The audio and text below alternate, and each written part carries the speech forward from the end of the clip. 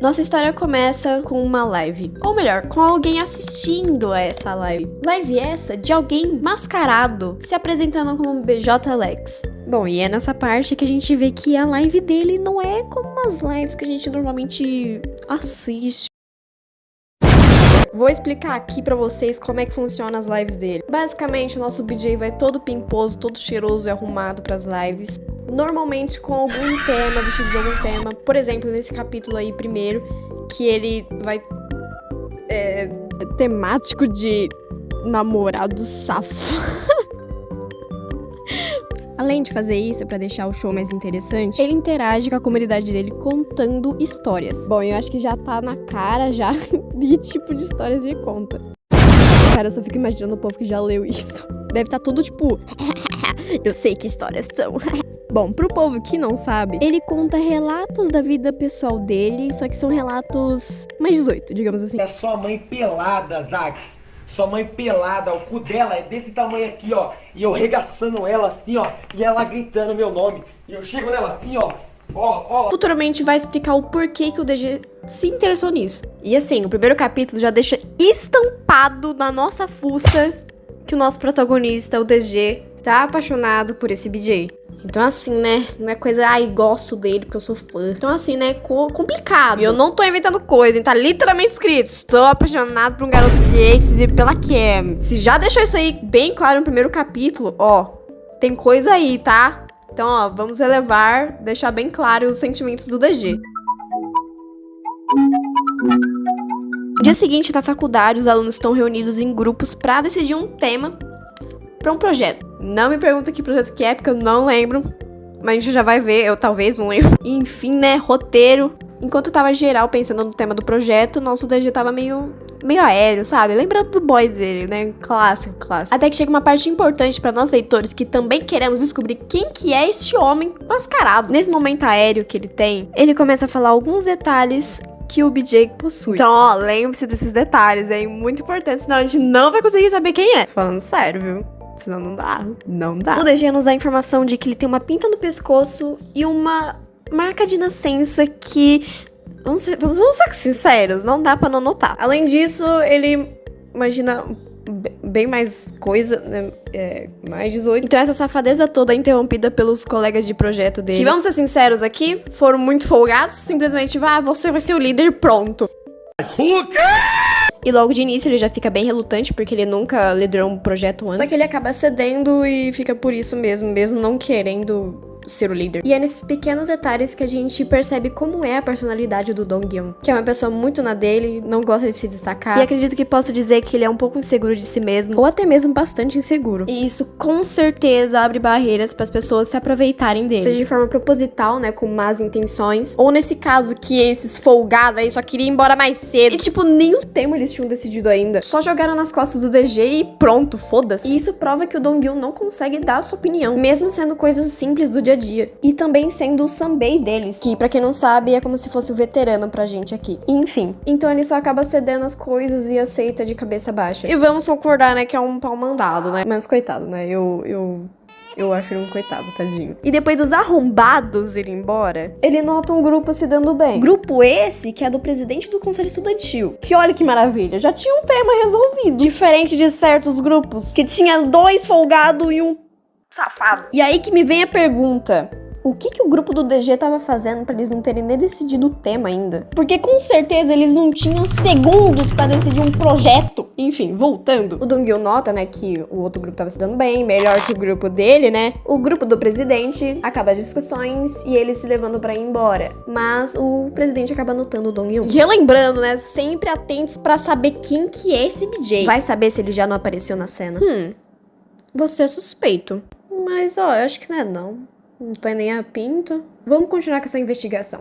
O presidente acaba anotando o nosso protagonista, tipo, até falando o nome dele, mas se acalma, né? Nenhum stalker, né? Como, né, algumas pessoas aí. O DG fica meio confuso por ele saber o nome dele, mas o presidente acaba justificando que não tem muitos garotos no departamento deles, então ele acaba lembrando de todo mundo. Então isso já causa uma boa impressão dele. Então, finalmente, o presidente do conselho estudantil se apresenta como An Ji-won. Como se o DG já não soubesse que ele já era o presidente estudantil. Mas tudo bem, tava sendo educado. E nossa, nossa, vendo aqui, realmente a autora quis, estampar na nossa cara que ele é uma pessoa muito boa. Porque vamos ser sinceros, quando em algum momento a gente já conversou com alguém e essa pessoa lembra do seu nome, vamos ser sinceros, a gente fica feliz sim. E outra, ele falou que se caso o Dong-Gyun precisasse de ajuda, é só falar com ele. Mano, além de lembrar seu nome, ser carismático e amigável, ele é prestativo, minha gente. Então assim, né, nossa, que homem.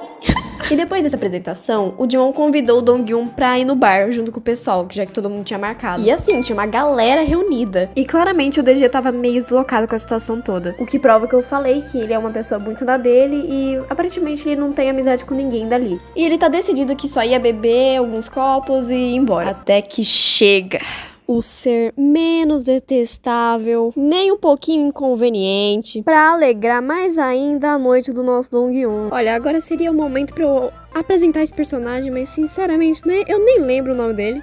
Não me interesso e nem quero saber. A primeira aparição do cara, ele já abre a boca pra falar bosta. E a conversa que eles acabam tendo gira em torno do serviço militar que o DG prestou. Lá na Coreia do Sul, quando você chega a uma determinada idade, os homens precisam prestar serviço militar por 2 anos. E no caso do Dong-Gyun, ele acabou de voltar desses 2 anos, o que deu oportunidade pra esse bocó falar de novo. E parando pra pensar, isso explica o porquê que o DG não tava conversando com ninguém, não tem nenhuma amizade ali. Enfim, o bocó, o desprezível, ele é inconveniente, implicante e tem complexo de superioridade. Tanto que nessa parte ele implica com o DG só porque ele não se apresentou depois de sair do exército. Ai, eu fazia parte do conselho estudantil. Foda-se, meu amigo! Enfim, por sorte ou não, ele esquece toda essa situação e aí ele começa a dar muita bebida pro DG. Mas continua sendo um chato. Ninguém ali em volta aguenta esse cara, velho. E assim, histórias fictícias, mas bebida, já aviso que não é uma boa combinação. Com certeza não dá bom. Principalmente se você levar em conta que ninguém ali conhece ele. Então o Dong-Gyun tem possibilidade dele ser forte pra bebida ou fraco pra bebida. E adivinhem.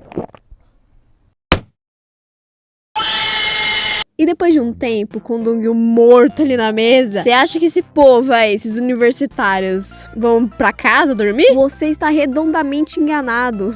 Vai segundo round. Por sorte, pra história não acabar no primeiro capítulo, com a morte do protagonista, uma alma boa, né, vai lá e tenta acordar o Dong-Gyun, mas ela não tava conseguindo. Até que chega, nada mais e nada menos, Han Ji-won, senhoras e senhores. E como ele é um bom presidente do conselho estudantil e um bom samaritano, ele fala, não, pode ir lá com os outros, pode deixar que eu leve ele pra casa. Mal sabia ele que, meu Deus, que situação deplorável. E mesmo assim, o Jiwon tá lá, perguntando o quanto ele tinha bebido, onde ele morava. Enquanto isso, o DG... Bom, a cena corta pra algum tempo depois. E agora a gente tá no prédio onde o DG mora. E, gente do céu, o cara carregou o Dong-Gyun até o apartamento dele. Nas fucking costas! Tipo, que puta trabalho, você mal conhece esse cara? Dong-Gyun, seu apartamento é 206, né? Qual que é a senha?